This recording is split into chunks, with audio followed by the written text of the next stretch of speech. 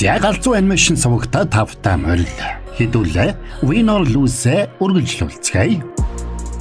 Удаан хүлээлгсэн бол уучлаарай. Энэ галзуу хөрхэн анимашн та нарт маань таалагдж байгаа гэж найдаа. Брод нь бол манай багийнхэнд үнэхээр таалагдж байгаа. Дугаарын хамтрагчаар баярт мөчөд зориулсан төрөл бүрийн амтд цуглуулгыг хийж өгдөг Mongolian Cheese Platter хамтран ажиллаж байна. За тэгээд дараагийн хоёрт маань юу тохиолдохыг хэдүүлээ одоо олж мэдцгээе. За авраг том солир дэлхийг чиглэж нисж ирснэ яг софтболын тэмцээн болж байгаа стадион дээр бууж байгаагаар 5 дугаар анги эхэлдэг. Энийг харсан хүмүүс айд сандран гүйлдэцгээж ам аврахыг хүсэн хашгиралдсанд шилдэг тамирчин Тейлор цагуураа бариад талбайд гарч ирнэ. Тэгсэн энэ нь бодит байдал биш. Харин тамирчин Тейлорын дүү Ирагийн төсөөлөл байж таардаг. Игчигээ тоглолтыг үзэхээр ирээд хийх юмгүй хөөдсөн Ира эрэхтэй хөвгөлтэй элдвийг төсөөлөн хөвтөж тоглолтыг дуусгана. Тиймээс ч тоглолт дууссаны дараа Ира баярлдаг. Бяцхан Ирад игчийнхэн багийн хамтрагч Ювэн дургүйхэн ханддаг байлаа.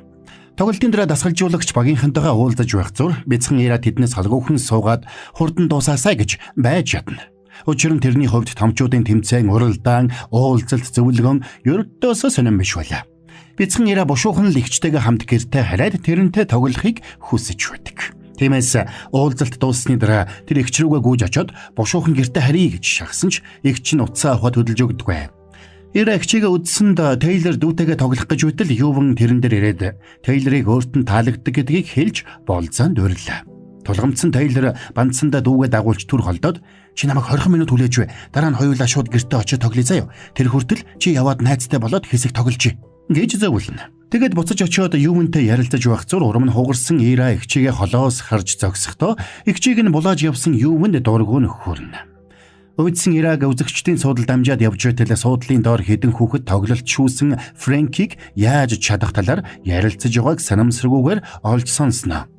Гайхсан Ира тэднийг дагаад явтал тэд машины зогсоолд байсан Фрэнкийн машин руу муудсан өндөг шидэж байгааг тэр олж харлаа.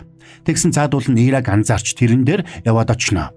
Тэгээд тэдний нэг Рина дахины баг өмссөн найзыгаа энэ бол миний хажирхалтай найз. Тэр энэ хувцас өмсөхгүй бол үхэн гэж Ирад итгүүлдэг. Тэдний хажуунаас тэдний нэг болох Брайан гарч ирээд манай энэ найз дахианууд дунд өссөн болохоор амьд үлдэхийн тулд дахианы хувцас өмсдөг болсон гэж тайлбарладаг. Тэдний энэ ярианд гинэн итгэмтгий Ира шууд л итгэлээ. Тэгээд тэдний ярьсан бүхнийг дотроо үнэмшилтэйгээр төсөөлөн бодно. Түгээр зогсохгүй цаадуул нь Ирад Фрэнкийн машин руу өндөг шидхийг санал болгодог. Гэвч игч нь ойрхон байгааг мэдчихсэн Ира тийм зүйл хийж зурхалсангүй. Энэ үеэр тоглолтоо тараад машин дээрээ ирсэн Фрэнк машинаа хараад дэлбэрэх шахдаг. Тэгэд хэн ийм зүйл хийснийг Ирагаас асуусанд бяцхан Ира нөгөө нөхдийг барьж өгөхгүй тулд Тэнгэрээс гинт өндгөр бороо ороод ийм болцсон гэж худлаа хэлдэг. Фрэнк тэрний ярианд итгээгүйч яах чаргагүй байсан учраас машиндаа суугаад яваад өгнө. Дараа нь нөгөө хэд нуугдсан газраас гарч ирээд чи мундаг залуу байна шүү гэж хошгоруулсанд мань Ира тэр дорой хөөрж орхилоо.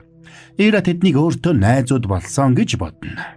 Тэр орой гэртээ ирсэн хоноо игчин тэрнээс чи яагаад тэр хачин хүүхдүүдтэй найзлаад байсан бэ гэж асуухад мань Ира найзуудаа хэр халдаасангүй. Харин тэдний яриаг сонсч байсан ээж нь бүрэг ичимхий зожиг хүүн найзуудтай болсон тухай сонсоод баярлдаг. Гэвч тэднийг базаахгүй нөхдүүд гэдгийг Тейлор сайн мэдэж байлаа. Тиймээс тэр ээжтэй тэд нар ч олигтой хүүхдүүд биш ээ. Лавл хинэн ч сургуулаа төгсөөд коллежид орохгүй гэж хэлнэ.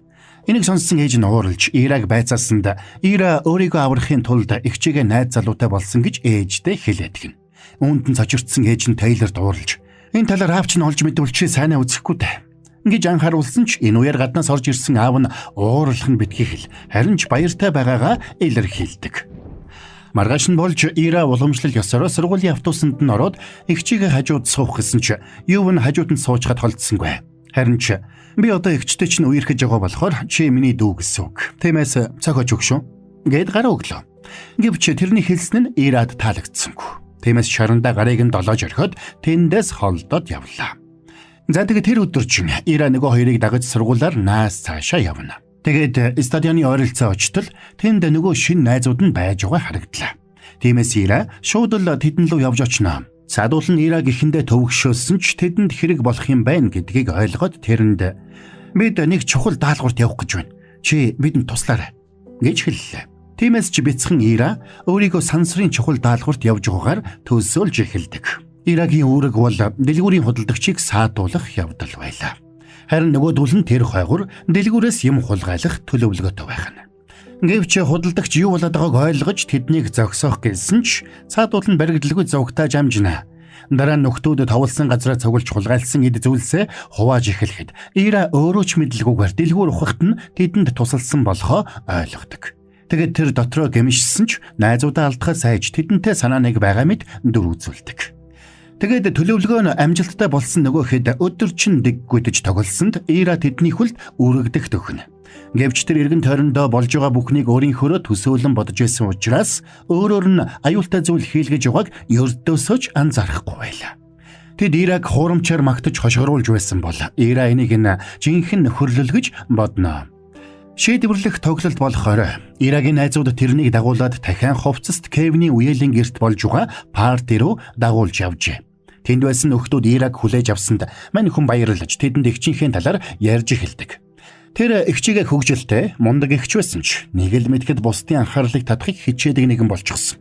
Тэгээд явж нэг тэнэг нөхөртэй үерхчихсэн гэж ярина. Тэгээд тэд өмнө нь хулгайлсан чихрээ дундаа асахад идэж эхэлжээтэл Брайны утсанд мессеж ирлээ. Тэгээд тэд баярлээ гэцгээгээд Ираг орхиод босоод явчихдаг. Гэнтхэн ганцаараа үлдэж хоцорсон Ира баг зэрэг эвгүүцэж сэтгэлээ засахын тулд өмнө байсан чихэрнээс идсэн ч тэнд байсан нэг загасны хэлбэртэй эрдзэнэн чихэр тэрний гарнаас мултраад тэрнийг хулгайч гэж буруутгах шиг тэрэнд санагдлаа. Тэгсэн бусад чихэрнүүд ч тэрнийг хулгайч гэж буруутгах шиг санагдаж эхэлдэг. Ингээд Ира найзуудыгаа хайж болохоор шийдээд байшингийн гараж руу очтол яг тэр мөчид Рошл тэндээс зугтааж таарна. Рошлыг алдсандаа Брайан дэлбэртлээ ууралж Ирагийн үргэлж барьж явдаг цаасан дуранг дундуур нь урж орхиод машинд суугаад Рошлыг хөөхөр явна. Брайны үнэн нүүр царайг олж харсан Ираж шууд л тэндээс гарч гэрлүүгээ явдаг. Тэгээд гэртээ ирэхэд эгч Тейлор нь ч урам муутай харагдана.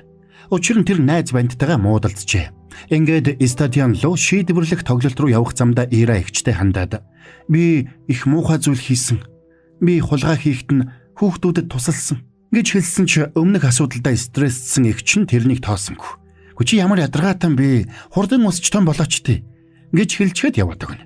Ганцаараа үлдсэн бяцхан Ира гэмшсэндээ стадионы хажууд байх дэлгүүрийн гадаа очиод халаасандаа байсан хэдэн чихрийг уучлалгүйсэн загтлын хамт үлдээхээр шийддэг. Тэгсэн энэ үеэр нөгөө нөхөд бас л тэнд очижчихжээ. Ираг харсан даруйда Брайан хурчрээд үдэшлэг дээр муухай аашилж хашгирсандаа уучлал хуйлаа. Тэгээд тэрний дуранг буцааж наасныгаа Ира дөгдөг. Энийг харсан бяцхан Ирагийн нүдэн сэргэж дахиад сайн найзуудтайгаа эвлэрсэн мэд болсноор 5 дугаар анги нь дуусдаг. Дугаарыг хамтрагчаар ажиллаж байгаа Mongolian Cheese Platter нь баярт мөчигт нь улам нандан илүү амттай болгохоор тансаг амтыг оруулж байгаа юм байна. Сэтгэл зүрхээ шингээж захиалгын дагуу шинээр нь шууд үйлдвэрлээд өгнө гэж байгаа. Баярын ширээгээ чимэх тансаг амтны цуглуулга зүгээр л тэдэнд таатах. Mongolian Cheese Platter. За 6 дугаар анги. Тоглолтын үеэр шилдэг тамирчин Юван шидсэн бөмбөг бүрээ амжилттай болгож эсрэг багийн тамирчтай нэг нэгээр нь хассаар байлаа. Тэрний шидсэн бөмбөгийг хэн ч онод цохиж чаддаггүй. Тэгсэн санаан дурамгүй зүйл болж нэг тамирчин шидсэн бөмбөгийг нь их зурдаас нь цохиж орхилоо. Бөмбөг ирчээрээ нисч Ювны хажуугаар өнгөрсөнд Аз болоход Ювны ард байсан Тейлор бөмбөгийг барьж авснаар тэрэнд тус болдог. Энийг нь харсан Юванд Тейлор таалагдаж шууд л би хэдий мундагч бүхнийг ганцаараа хийж чадахгүй штэ. Харин чи энэ удаад мундаг байлаа гэж Тейлорыг магтлаа. Ювны хувьд үргэлж өөрийгөө магтдаг. Тэр бусдыг ер нь магтаж урамшуулдаг байлаа. Гэвч энэ удаад Юван Тейлорт таалагдахын тулд тэрнийг ингэж магтсан байж. Учир нь Юван гаднаа хүчрхэг мэд царайлавч дотор нь аймхай бяцхан Юван нуугдж байлаа. Тэгээд тэр багийнхан дээрээ буцаж ирсэн хонож өөрийгөө магтсаар байна. Тэгсэн удалгүй талбай дээр Лоригийн гар хээлж ирлээ. Юван тэрнийг үл тоож байсан ч багийнхан нь тэр дундаа Тейлор Том хоёр босч ирээд Лориг дэмжиж байгааг хараад Тейлорын анхаарлыг татахын тулд үсэрч босоод утсаа гаргаж хөгжилтэй зүйл ярих гэсэн ч өөрийгөө эвгүй байдалд оруулаад бүгд тэрнийг шоолцгоно.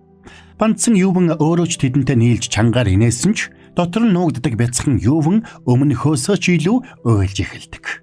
Тэгээд сэтгэлээ засахын тулд Юван бөмбөгөө оноолгүй унжуугаар Лоригийн бичлэгийг хийгээд тэрийгэ эвлүүлж YouTube-д оруулаад зугаацнаа. Үүнээс нь болоод Лори эвгүй байдалд орсон ч Рошл найзыгаа өмөрч Ювны утсыг булааж аваад "Чи Лорид сайн болохоор ингэж байгаа юм уу хаашийн?" гэж хэлсэнд Ювн банддаг. Дахиад л бүх хүүхдүүд өөрийг нь шоолоод байх шиг санагдаж дотор нь байгаа бяцхан Ювн тавгүйцэж эхэллээ. Тэгэд тэр "Би Лорид сайн биш" гэж хэлэхдээ өөрийн мэдлгүй харин Тейлорт сайн гэд ам алдчихдаг.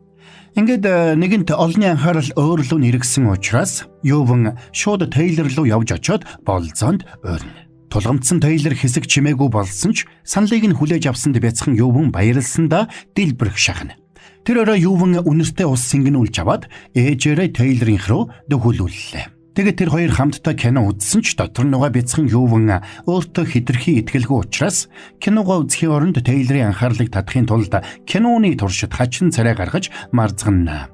Энэнд нь Тейлор битүүхэндээ дургүй байлаа. Байдал нэг л буруугаар эргээд байгааг мэдэрсэн Ювн Тейлорын гараас барихыг хүсч бүх хүчээ шавхан байж арай хий нэгм чигчий хуруугаараа чигчий хуруунд нь хурж чадлаа.